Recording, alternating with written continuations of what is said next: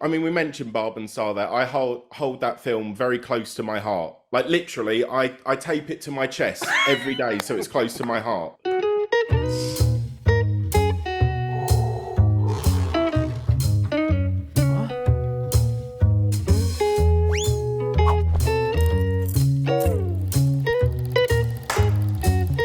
Hello, mate. How are you doing? I'm good, and you? I'm doing very well. I just saw Strays, and I love this film. Ah, thank you. Part of me feels a little sorry for my mum because she's definitely going to see this advertised and go, "Oh, that looks so sweet. I can't wait to watch that one." And it's going to blow her little mind. If she does get offended, she's coming to you just to let you know that. Please let me know. We had a screening the other night, and I was in the wings doing a Q&A afterwards, and two sort of 7-year-old women walked out. They watched the whole movie. They were leaving the theater after the film finished, and they were giggling. And I heard one turn to the other and say, "Well, that was a bit much," which I loved.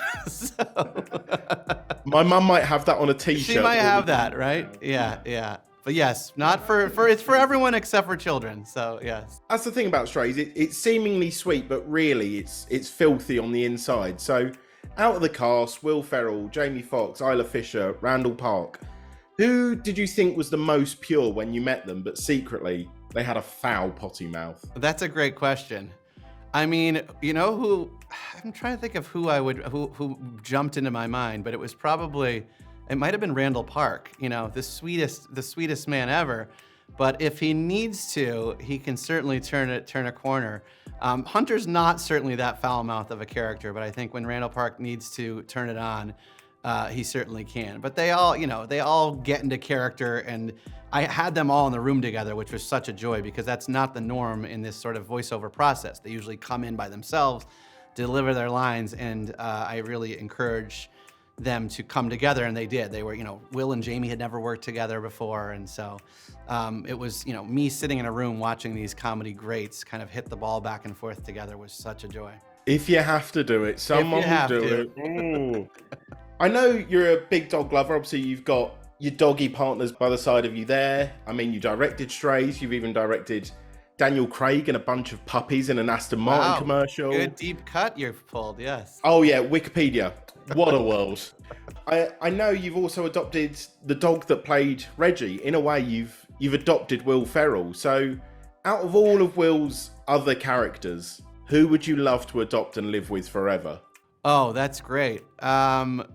Wow. Who would I want of Will? The characters Will has played, who would I like living in my house with me? Yeah. Okay. I guess since I already have Reggie, who's kind of like Buddy the Elf, who is sort of very sweet, I might go with Ron Burgundy. I mean, I feel like, just having the local news at my fingertips like that, he could keep me up to date at any given moment.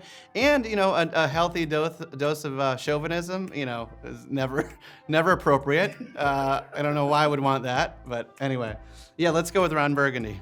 And you get suits whenever you want them as well. That's you right. don't have to worry about clothes ever again. That's right. Yeah. Done. I know Strays could have been very, very different. So I saw on your Instagram, Jamie Dornan comment saying that he turned down every single role in this film. I mean, what a film that would have been. What I wouldn't have given to have seen Jamie Dornan as a dog bite off Jamie Dornan's dick.